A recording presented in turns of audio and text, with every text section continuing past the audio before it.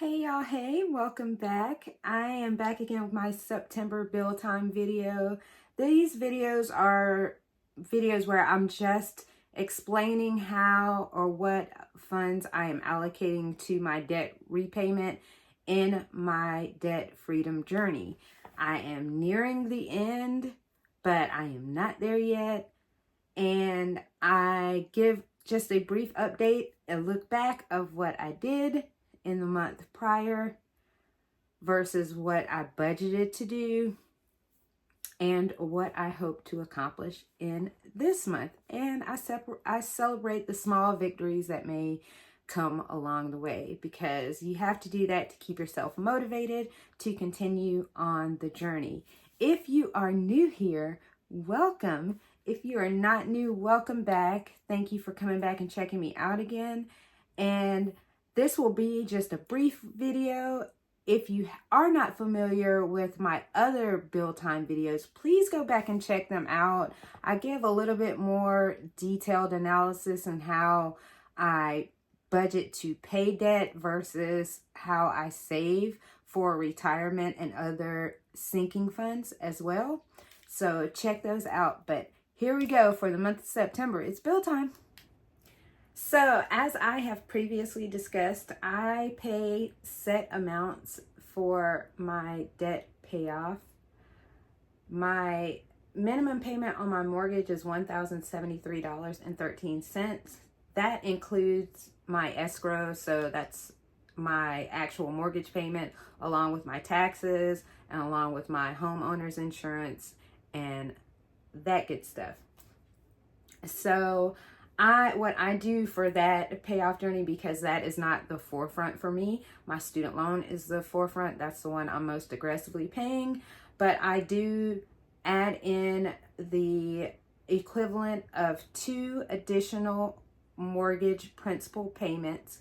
I split that into the 12-month period and add that amount into each monthly payment. So basically I'm paying 2 additional mortgage payments a year. So my payment for my mortgage, I add that in. I pay $1194.13 for the duration of the year. Now, there are times when I will add a little more or less, but that's generally the flat amount. The flat amount for my student loan is $1,100. That is every month. That is what I'm going to pay. That's solid. It can fluctuate as well. If I have a little more, I will do so. As you can see from my budgeted versus my actual, I did just that in August. I paid an additional $125.62. I did that on purpose because in my prior bill time video, I was talking about how I was so close to my next milestone. And my next milestone was to be under $100,000 remaining for both my mortgage and student loan. And that amount was the amount that I needed to add to my student loan debt payment in order for September to bring me below 100K. Previously, it was October. So I was like, oh, I could do it a month early. Let's go ahead and contribute that money and do that so I can have at least some kind of celebration. There's not a lot of economic celebration going on right now with the times we are living in. So I did that. So instead of having $101,597.75 in current debt, I took it down to $101,486.07 in total debt at the end of August. Now, I have budgeted my regular payment amounts for September.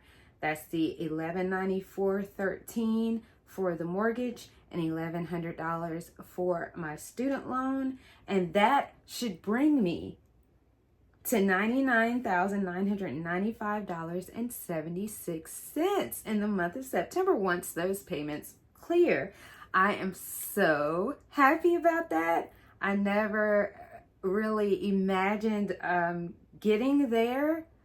It is a big milestone, and I will show you why in a second, but my minimum payments for my mortgage and student loan are, again, I pay $1,073.13. That is my mortgage payment with my escrow, and my student loan is $251.73. That is the minimum payment. And another thing I wanted to talk about in regards to my student loan, I had spoken about whether or not I was going to contribute the $10,000 at the end of the year to just go ahead and be done with my student loan. And after careful thought and consideration, I probably will not be doing that unless there are some major changes in our economic conditions right now. I do not foresee myself doing that. And the reason why is because student loans are, number one, you can request forbearance and deferment on them. They have very lenient payment terms. Secondly, is that because I do pay over 4 times the amount of my monthly payment every month, I am technically, I don't have a student loan payment for quite some time, but I just continue to pay because I'm trying to get rid of it. I'm trying to get the balance gone. So this allows me some flexibility, and if something happened, I still have access to that $10K, and I'm really paid ahead. I really don't have to make a student loan payment, and or I could always just pay my minimum payment if something catastrophic happens. So I'm going to do that as kind of a safety net unless I see some changes in the economy, which I am not seeing right now. I don't know how things are going to go, and I just feel more comfortable letting that $10K continue to work for me until I see some positive changes. So that's the reason why I'm going to do it that way. I'm pretty firm in this decision, and I'm just going to keep rolling. Again, I have my lump sum payment in November that I will be making. I do pay 2 lump sum payments per year, one in the spring and one in the fall winter time frame. So this will be my second lump sum payment of the year.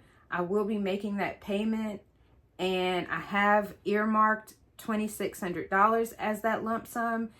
And of course, I still will pay my $1,100 monthly payment each month, which should take me under $10K just slightly by December 31st. And I'm just going to keep rolling with my $1,100 payments through the next year and my lump sum in the spring. And I'm not gonna pay that $10K off in December because it's just not a good financial time to be doing that. I don't feel comfortable. I'm scared and I don't feel comfortable. So that will not be happening. But I am going to celebrate being under 99K from where I have been. And if you don't know where I have been, here we go. Y'all, this is where I was sitting at in late 2019 into 2020. $216,812.79 of debt. So to be here now and see this is under 100K, I'm going to celebrate that. So guys, my message to you is to always remember to celebrate even the smallest victories when it comes to your debt freedom journey. It is rewarding, but there are times where it can get discouraging. And those moments where you give yourself a little bit of grace and appreciate the small victories and the small milestones you've reached, they can help keep you pushing along. This is not for the weak. So you want to make sure to give yourself a little pat on the back every now and then for the little steps that you've made and how far you've come. So I will continue to do that. I wish everyone on their debt freedom journey the best of luck. I hope that you reach every goal that you try to attain. So I will talk to you later and have a great day.